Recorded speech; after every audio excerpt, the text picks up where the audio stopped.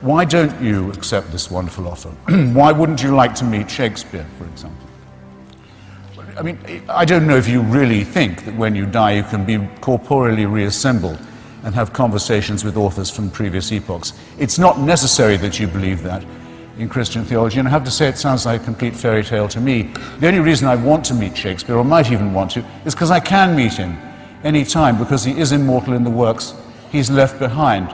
If you've read those, meeting the author would almost certainly be a disappointment. But when Socrates was sentenced to death for his philosophical investigations and for blasphemy, for challenging the gods of the city, and he accepted his death, he did say, well, if we are lucky, perhaps I'll be able to hold conversation with other great thinkers and philosophers and doubters too. In other words, that the discussion about what is good, what is beautiful, what is noble, what is pure and what is true could always go on. Why is that important? Why would I like to do that? Because that's the only conversation worth having.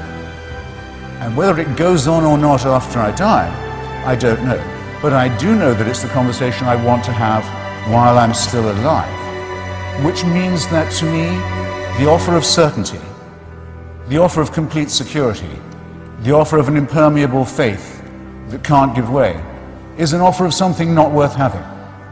I want to live my life taking the risk all the time that I don't know anything like enough yet, that I haven't understood enough, that I can't know enough, that I'm always hungrily operating on the margins of a potentially great harvest of future knowledge and wisdom. I wouldn't have it any other way.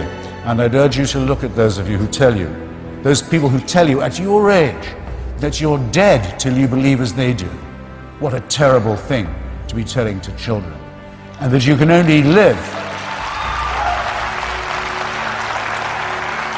and that you can only live by accepting an absolute authority. Don't think of that as a gift. Think of it as a poisoned chalice. Push it aside, however tempting it is. Take the risk of thinking for yourself.